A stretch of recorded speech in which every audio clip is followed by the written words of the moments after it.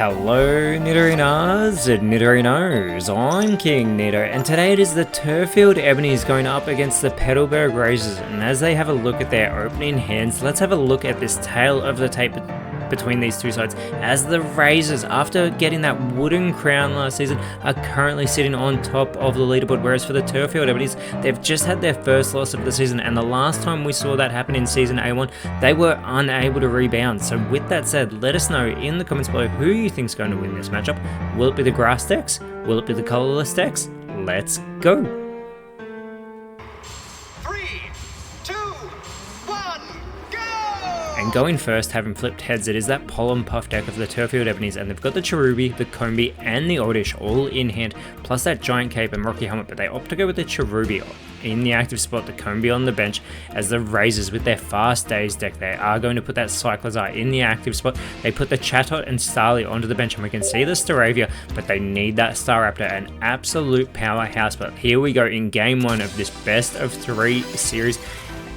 And the first card being drawn is that second Oddish for the Turrfield Ebonies, which they immediately do put on the bench. They've still got that second Oddish in hand, but they do put the Rocky Helmet onto the Cherubi, trying to make it so the Razors won't go on the offensive, as Cyclizar only requires 1 energy. The Razors do pull their Jigglypuff, and they do have that Barry in hand as well in case they get that Staraptor, but this over acceleration does 20 damage, but every follow-up turn it does 40, so it is going to take Cherubi down to 30 health, but that 20 recoil damage from the Rocky Helmet, however, it does put Cherubi into elimination range as the Ebonies pull the Blossom, and they are trying to get themselves back into the top 5 at the moment, and Cherubi getting its first energy is going for the Leafage onto the Cyclizar, bringing it down to 40 health as well.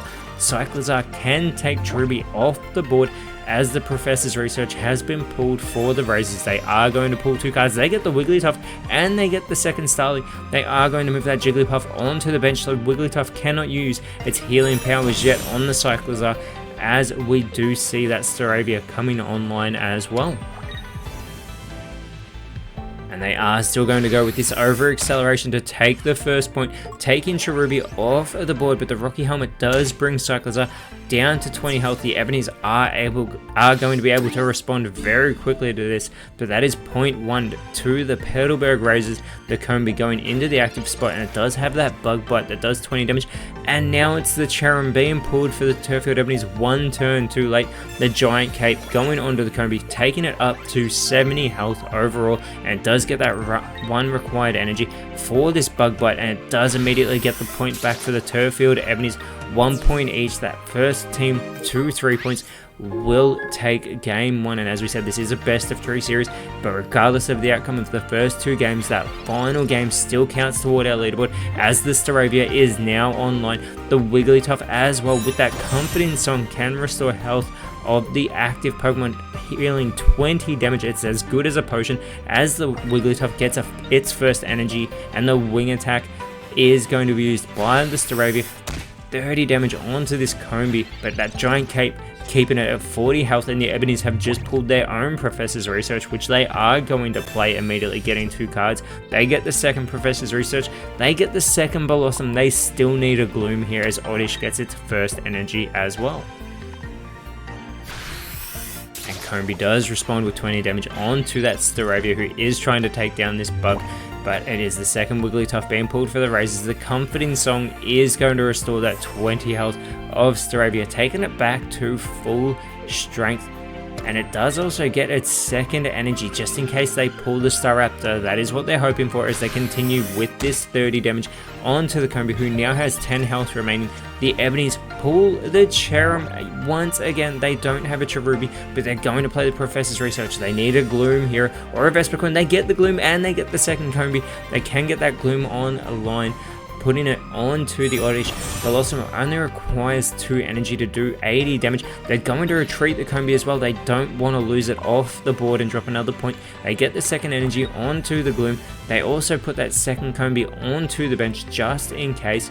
And they're thinking of putting the second Oddish onto the bench as well, but this Razor Leaf, 30 damage to the Staravia. The Razors need to pull the Staraptor, and they pull the Cyclizar instead. But it is Wigglytuff getting that second energy, and they are having a look at whether or not they want to use the Wigglytuff perhaps, but firstly is that Comforting Song, restoring 20 health of the Staravia, taking it back to 70. They put that Cyclizar onto the bench, and they're going to play the X-Speed. They don't want to drop the Staravia. It will come back to the bench, but who will they put in that place? It's going to be the Wigglytuff going into the active spot with that gentle slap, but it's not that gentle. It is going to do 60 damage to this Gloom, 50 damage, leaving it with 30 health remaining. But the Ebonies do have the Blossoms. They've also got that Vespiquen as well, finally in hand with that Reckless Charge. It does 120 damage, but it does also get that recoil damage. It does get its first of 3 required energy, and the Blossom is now online. It can do 80 damage to the Wigglytuff. It will still have 20 health remaining, but it's also left Blossom with 80 health as well, since it's evolved the Chatot being pulled for the Petalburg Razors. Wigglytuff can use this Comforting Song on itself, reassuring itself, but I'm not sure how well that will work. They do get a third energy onto the Staravia. They're still waiting on this Staraptor, but in the meantime, they are willing to give up the Wigglytuff. They go with the Gentle Slap, 50 damage off the Blossom here, and it does come back to the Ebonies. They pull their second Gloom, so they immediately put that second Oddish onto the bench. They get a second energy onto the Vespiquen, though it still requires one more, and Blossom with the Leaf Step is going to wipe this Wigglytuff off the board, and the Ebonies have just taken the lead. They need one more point to take game one. The Razors, they need the Staraptor here. No Pokemon currently on the board can outlast a hit from the Blossom, but the Blossom can be wiped off the board very shortly as the second barrier has been pulled for the Razors. They're having a look at their Chatot here. Now Staravia can take out Blossom, but there's that Vespiquen ready and waiting for the Ebonies, and the Razors thinking about what they can do here, but there is not much. They are very limited. And they do go with the Wing Attack. It does take the Blossom out of this match. The Razors get their second point, but the Ebonies, it is going to be their turn. They're going to move that Vespiquen into the active spot. It has that Reckless Charge. They do finally pull a second Cherubi, but they are not concerned with that. They get the third energy onto the Vespiquen for this Reckless Charge, 120 damage, and Staravia is taken out of this contest, 30 recoil for the Vespiquen. The Staraptor was never able to get online, and this Pollen Puff deck has taken the victory. And we now get the board reset, and this time it is going to be the Razors going first, and they're going to be using the Bombardment deck. We can see the Baneri and the Apom in hand. They've also got the Ambipom in hand, plus that Professor's Research and the Barrier. They put the Apom in the active spot with the Baneri on the bench. The Ebonies, they have their Masquerade Ball deck. They've got the Roselia, they've got the Kricketune, and they've got the Sprigatito going in the active spot. It is the Kricketot going onto the bench with that Kricketune waiting in hand, and they've got their Rocky Helmet, but as we said, it is the Razors going first, and they've got that Ambipom, and they've pulled the Lopunny as well. They're going to play the Professor's Research to get an additional 2 cards out of this deck. They get the second Apom, they get the Giant Cape, no Rocky Helmet yet, but they are going to put that Giant Cape onto the Apom to ensure it gets an extra 20 health. And with that, they send it over to the Ebonies, who pull their own Professor's Research, and they are going to play that immediately. They get their Roserade, and they get their second Kricketune. They are immediately going to move that Roselia now onto the bench, but they get that energy onto the Sprigatito, who they also attach the Rocky Helmet to. And with this Cry for Help, it will get a random Grass Pokemon from their deck. And it's going to be that second Roserade as well, as it comes back to the Razors, who get their second Lopunny in hand. They can choose which Lopunny they want to use. They're surely going to bring that Ambipom online. It only requires 1 energy. And they opt in to go with the Ambipom before they move a Lopunny here. And it looks like they may not actually go with a Lopunny yet. They're going to take their time on that decision, going straight for this double hit. If they can get 2 heads, they get a Tails at 40 damage for each heads, and they don't get a single one, so this double hit does nothing to Sprigatito. But fortunately for the Razors, it also doesn't activate that Rocky Helmet damage onto the Ambipom, as the Ebonies pull the Giant Cape. They do move one of those Roserades, getting that online, and one of the Kricketune as well, and they both require 2 energy each, as it is going to be Roserade getting that first energy and another Cry for Help from the Ebonies. This time they get the Meowscarada, but they do not have the Florigato just yet, as the Razors pull that Snorlax. And they immediately move that massive Pokemon onto the bench that does require 4 energy. They're going for another double hit here. They are trying to take this Sprigatito off the board. Another Tails.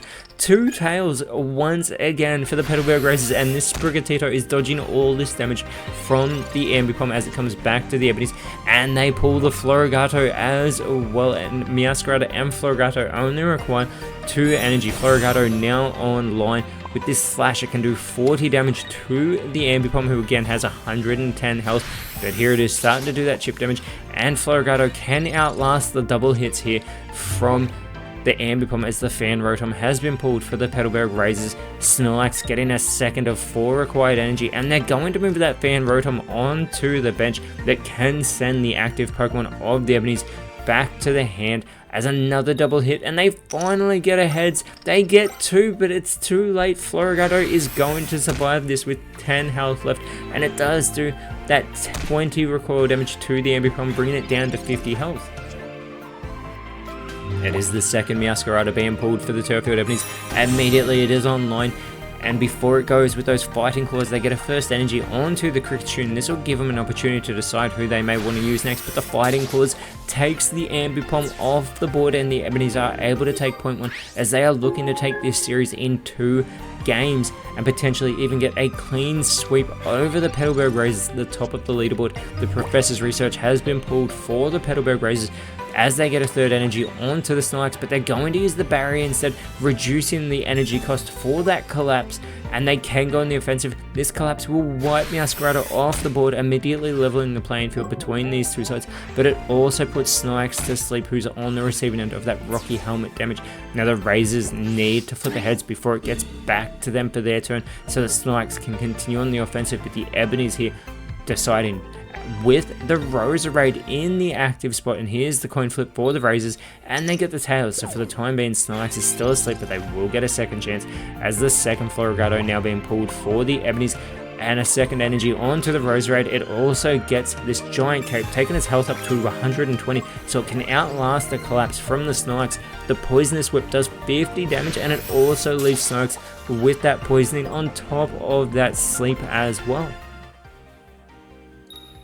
Fortunately for the Razors though, they do flip ahead, so Snorlax is awake. They really need to determine how they want to approach this, because there's limited options on what Snorlax can do. It is a 4 energy retreat cost. They get a second Ambipom and the Team Rocket Grunt with their Professor's Research, though the second Apom now going onto the bench. Snorlax gets its 4th energy. It can go on the offensive, but it can retreat. They really need to think here.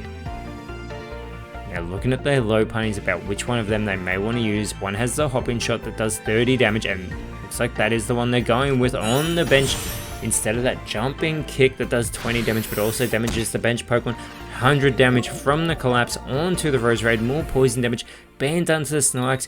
This coin flip is a Tails, but it doesn't really matter because Roserade is free to take Snorlax off the board. The Ebonies do pull the Pokeball as well, and they do get a Sprigatito. They've already got the Florigato and Meowscarada in hand. They were going for whatever basic Pokemon they could. They've got all the other cards in hand, but this Poisonous Whip takes Snorlax off the board. They're putting the Ebonies back in front, and once again they only require 1 more point to win this, not just this game too, but the entire series. However, it is low punny moving into the active spot. The second Baneri has been pulled. We can see the Ambipom and the other low punny already in the hand as well, but low punny in that active spot with this Hop-In Shot doing 30 damage, taking this Roserade off the board. And this immediately levels the playing field for the Razors. This next point will win the game. If the Razors can take it, we will go to a game 3 to determine it. If the Ebonies win, we'll still go to a game 3, but we'll know that the Ebonies will win the series. Cyrus being pulled for the Ebonies. Florigato coming online onto that bench. Sprigatito Kricketune in the active spot gets its second energy, going for this Entrancing Melody, that will leave Low Bunny confused, but also halving its health.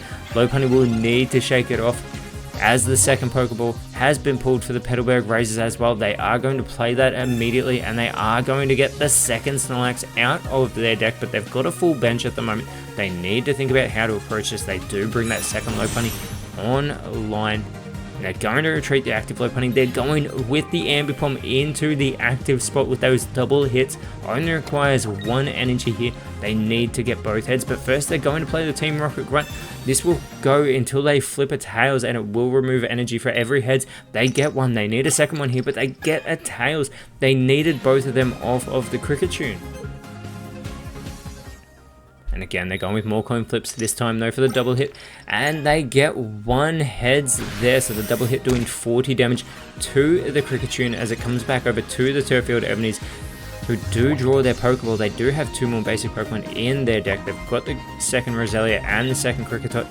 They are going to play the Cyrus as well. They're not worried about the Pokeball. They're worried about the win, and they are going to take this series with the Entrancing Melody, wiping this Lopunny off the board. I forgot about that Cyrus in hand for the Ebonies, but the Razors were never aware. There was no escape for them, and the Ebonies have taken down our top of the leaderboard. As we will go into our game 3, the Razors need to offset what has just happened in the previous 2 games. They need to maximize their damage, and they are going first. They will be using this Hall of Origin deck up against the Flower Paradise deck of the Ebonies. It's the Bidoof onto the active spot up against the Shaman for the Ebonies here. And we said the Razors will be going first with this Bidoof as they do pull the Porygon Z. They've got a Pokeball in hand. They've got a Porygon 2 in hand as well. They get the Arceus as well, teaming well, obviously, with the Bidoof here. And it is going to be the Professor's Research that gets out that second Pokeball and the Porygon as well. So they've got the whole Porygon line playing that second Pokeball, and they are going to get the second Porygon as well, and they can move that Arceus onto the bench, and surely they'll move one of these Porygons, and that is exactly what they do here. And with all that done, they send it over to the Ebonies, who get their X-Speed. They've got the Pokemon Center Lady, they've got the Rocky Helmet, the Grotle, and the second X-Speed. They move that Rocky Helmet onto the Shaman. There's not much else they can do other than move that energy that is now on the Shaman. They do require 2 for that flop to do 30 damage. The Celestic Town Elder being pulled for the Petalburg Razors, and the Porygon 2 is now online for the Razors as well. But it is Bidoof getting its first of 2 required energy for that Super Fang.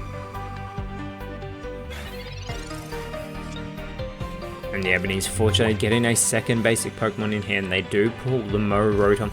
With that energy cutoff, it can discard an energy from the opposing Pokemon, but also does require 2 energy as Shaman gets its second energy here. It can start going for these flops. It is going to do 30 damage to the Bidoof, halving its health as it comes back to the Petalburg Razors, and they pull their second Porygon 2. It would be fantastic to see these Porygon Z lines set up. They can cause absolute buggy mayhem on the field as Porygon Z is online. That second Porygon going onto the bench as well, and it gets an energy instead of the Porygon Z. A very interesting choice from the Razors. Have to wonder if maybe they should have kept that Porygon Z in hand if they were potentially hoping to use that.